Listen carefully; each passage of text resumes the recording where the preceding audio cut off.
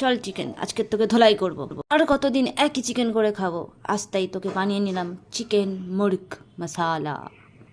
পেঁয়াজ কাটবো কিন্তু এখন দেব না। আদা রসুন নুন হলুদ লঙ্কা বাদাম সমস্তটাকে ভালো করে পেস্ট করে একে সুন্দর করে মাখিয়ে নেব। তারপরে পেঁয়াজটাকে দিয়ে ভালো করে পেস্ট করে নেব। তারপরে একটা কড়ার মধ্যে তেল দিয়ে বাটার দিয়ে তার মধ্যে চিকেনটাকে দিয়ে একটা ফ্রাই ফ্রাই ব্যাপার করে নিতে হবে।